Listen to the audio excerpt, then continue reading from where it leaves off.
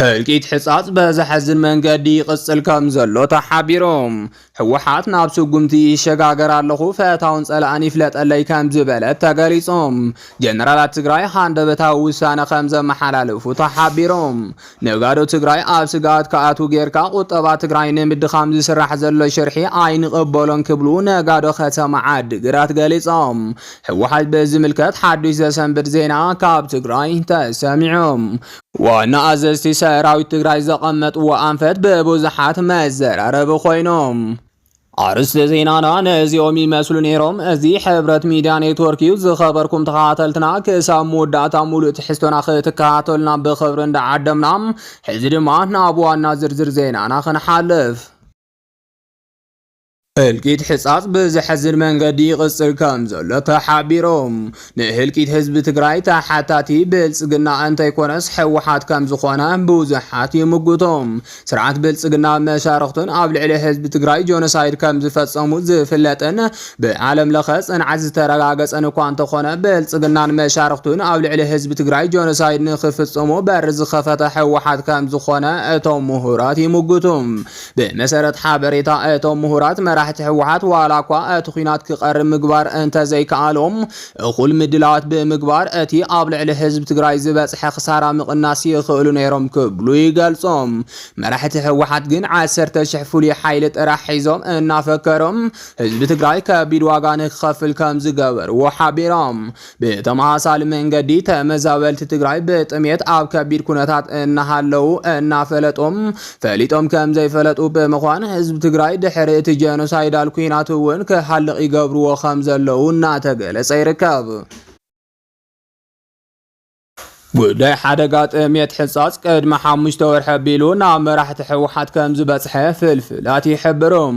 ይኹን እምበር መራሕቲ ሕወሓት ኩሉ ነገር ዝትርጉምዎ ብፖለቲካዊ ረብሖም እምበር ንህዝቢ ትግራይ ሓልዮም ከም ዘይኮኖም ብተደጋጋሚ ንህዝቢ ትግራይ ብምኽሓድ ኣረጋጊጾም እዮም ሕዚ እውን እንተኾነ ህዝቢ ሕጻጽ ብጥሜት ከሃልቕሞም ብልጽግና ተመዛበልቲ ናብ መረበቶም ስለ ዘይመለሶም ብጥሜት ይሃልቅለው ዝብል ርካሽ ፖለቲካ ንምስራሕ ክብሉ ኣብ ልዕሊ ህዝብ ትግራይ ክሕደት ይፍጽሙ ከም ዘለው እናተገለጸ ይርከብ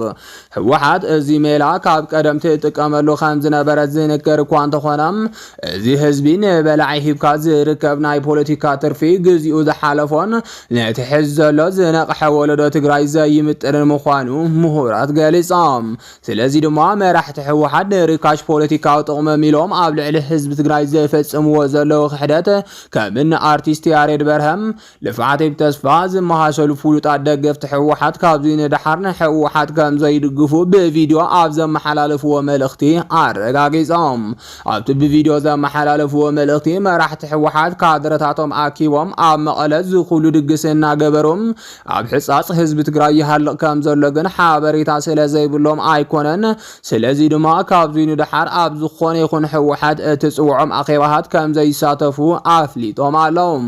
ስለዚ ድማ መራሕቲ ሕወሓት ፖለቲካዊ ረብሖም እምበር ንህዝቢ ትግራይ ምንም ግዲ ከም ዘይብሎም ኣብ ሕጻጽ ዘሎ ህልቂት ህዝቢ ትግራይ መረጋገጺ ከም ዝኾነን እዚ ድማ ሕወሓት ደጋፊያ እናቐነሰ ክኸይድን ኣብ መወዳእታ እውን እታ ውድብ ኣብ ሓደጋ ክትወድቕን ከም ዝገብራ ተገሊጾም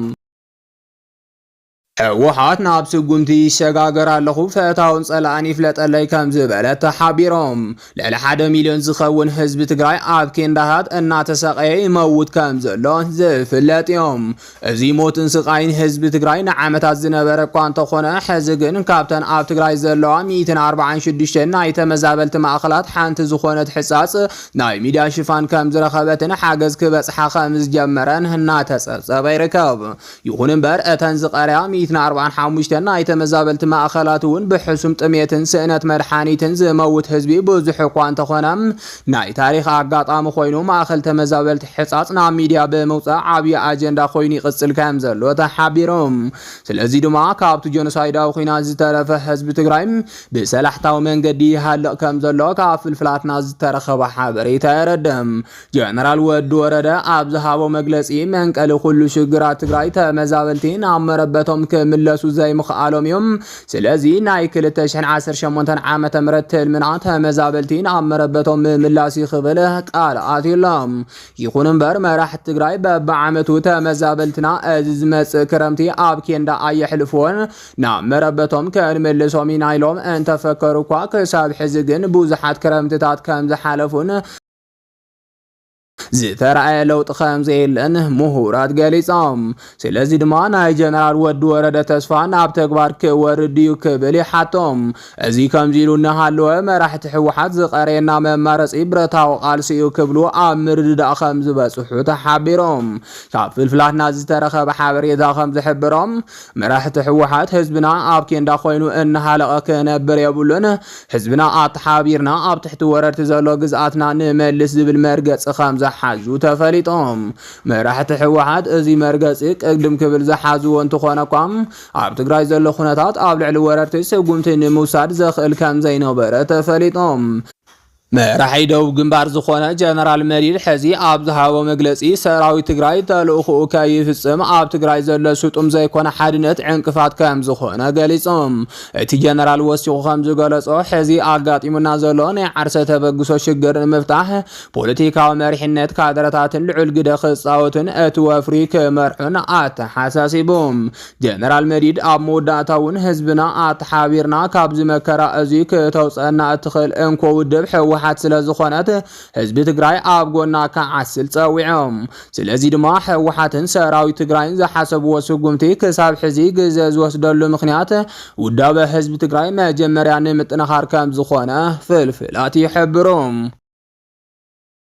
ጀነራላት ትግራይ ሃንደበታዊ ውሳነ ከም ዘመሓላለፉ ተሓቢሮም ህዝቢ ትግራይ ኣብ ከቢድ ጽንተት ከም ዝርከብ ናይ ሃገር ውሽጥን ዓለም ለኻዊ ሚድያታትን እናጸብጸባ ይርከባም ህዝቢ ትግራይ ብብልጽግናን መሻርክቱን ከቢድ ጽንተት ዝበጽሑ እንትኸውን ሕዚ ድማ ሰብ ዝሰርሖም ሓደጋታት ማለት እውን ጥሜትን ስእነት መድሓኒትን ይጸንት ከም ዘሎ ፍልፍላት እናሓበሩ ይርከቦም መራሕቲ ሕወሓት ናይ ጽንተት ቀንዲ ተሓታቲ ብልጽግና እዩ እናበሉ ይርከቦም ብልጽግና ውዕል ፕሪቶሪያ ተግባራዊ ንምግባር ፍቃደኛ ስለ ዘይኮነን ተመዛባላይ ናብ መረበቱ ክምለስ ስለ ዘይከኣለን ተመዛባላይ ህዝቢ ትግራይ ኣብ መዕቆቢ ስደተኛታት ይጸንት ኣሎ ክብሉ መራሕቲ ሕወሓት ይምግቶም ብልጽግና ብወገኑ ተመዛበልቲ ናብ መረበቶም ንኽምለሱ ፍቃደኛ እዮም ተመዛበልቲ ናብ መረበቶም ከይምለሱ ዝኽልክል ዘሎን ጉዳይ ተመዛበልቲ ከም ናይ ፖለቲካ ቁማር መጫወት ዝጥቀመሉ ዘለውን መራሕቲ ሕወሓት እዮም ክብል ንመራሕቲ ሕወሓት እናኸሰሰ ይርከብ ተመዛበልቲ ናብ መረበቶም ንኸይምለሱ ዋና ተጠያቂ ዝኾነ ኣካል ብልጽግና ይኹን ሕወሓት ብዘየገድስ ኣብ ልዕሊ ህዝቢ ትግራይ ንዝቕፅል ዘሎ ጽንተት ግን ሕወሓትን ብልጽግናን ተሓተቲ ከም ዝኾኑ ምሁራት ገሊጾም እቶም ምሁራት ወሲኾም ከም ዝገለጽዎም ክልተ ሓራም እዚኣን ትበኣሱስ ሳዕሪ ጉዳይ ከም ዝበሃል ሕወሓትን ብልጽግናን ንወንበሮም ኢሎም ብዝፈጥርዎ ዘለው ጎንፂም ኣብ መንጎ ዘሎ ህዝቢ ትግራይ ይጸንት ስለ ዘሎ ይኣክል ክበሃል ከም ዝግባእ ኣተሓሳሲቦም እዚ ከምዚ ኢሉ እናሃለወ ጀነራላት ትግራይ ኣብ ህልው ኩነታት ኣመልኪቶም ኣኼባ ከም ዘካየዱ ተፈሊጦም ብመሰረት እቲ ዝተረኸበ ሓበሬታ እቶም ጀነራላት ትግራይ ህዝቢ ትግራይ በቲ ሕዚ ዘለዎ ኩነታት ክቕፅል ኣይኽእልን ኣብ ዝብል ጉዳይ ከም ዝተስማዕምዑ ዝረኸብናዮ ሓበሬታ የረድም ነሲዕቡ ድማ ናይ ሓይሊ ስጉምቲ እቲ ብሕታዊ መመረፂ ከም ዝኾነን ህዝቦም ኣብ ጎኖም ኣሰሊፎም ኣብ ትሕቲ ወረርቲ ዘሎ ግዛት ትግራይ ንምምላስ ሓላፍነቶም ከም ዝዋፅኡን ከም ዝወሰኑ ተሓቢሮም ስለዚ ድማ መንእሰይ ትግራይ ሕዚ እውን ክኸትት ከም ዝፀውዑ ተገሊጾም ነጋዶ ትግራይ ኣብ ስጋኣት ከኣትው ጌርካ ቁጠባ ትግራይ ንምድኻም ዝስራሕ ዘሎ ሽርሒ ኣይንቕበሎን ክብሉ ነጋዶ ከተማ ዓዲግራት ገሊጾም እቶም ነጋዶ በዚ ዕለት የካይድዎ ኣብ ዘለዎ ሓበራዊ ዘተም ቅድሚ ኩናት ብገለ ነጋዶ ዝተወሰደ ልቓሕ ወለድን ናይ ወለድን ቅፅዓትን ክኸፍሉ ዝግበር ዘሎ ጸቕጢ ትግራይ በቲ ዘጋጠመና ደማዊ ኩናት ዝበፅሐ ዕንወትን ጉሕለትን ሕዝ ዘላቶ ኩነታት ኣብ ግምት ዘየእተወ እዩ ክብሉ ኣረዲኦም ብተወሳኺ ፌደራል መንግስቲ ኣብ ልዕሊ ትግራይ ዝፈጥሮ ዘሎ ዝተፈላለዩ ጸቕጥታት መፍትሒ ኣብ ዘይተዋሃበሎም ወፂኡ ዘሎ ሓድሽ ኣዋጅ ግብሪ ነገራ ማእከላይ ትግራይ ኣብ ርእሲ ምድኻሙ ብዝበለፀን ክዳኸም በር ዝኸፍት ስለ ዝኾነ ዳግም ክምርመር ኣተሓሳሲቦም እቶም ነጋዶ ድሕርቲ የሳልጥዎ ዘለው ዘተ ኣብ ሕጻጽ ይኹን ካልኦት መዕቆቢ ተመዛበልቲ ንዝርከቡ ወገናትና ከመይ ደገፋቶም ኣጠናኺሮም ከም ዝቕጽሉ ድማ ክዝትዩ ትጽቢት ይግበር እዚ ከምዚሉና ሃለወ ኣካላት ኣመራርሓ ነጋዶ ከተማ ዓዲግራት ኣብ ዙርያ ኣመላልሳ ውዙፍ ዕዳን ሓዱሽ ኣዋጅ ግብርን ተቃውሞኦምን ምስምዕማዕ 21 ታሕሳስ 2018 ዓመተ ምህረት ኣብታ ከተማ ሰላማዊ ሰልፊ ክካየድ ከም ዝፀውዑ ዝፍለጥ እዮም። ዜናታት ናይ ዝዕለት ነዚኦም ይመስሉ ነይሮም ንምክትታልኩም ነመስገን።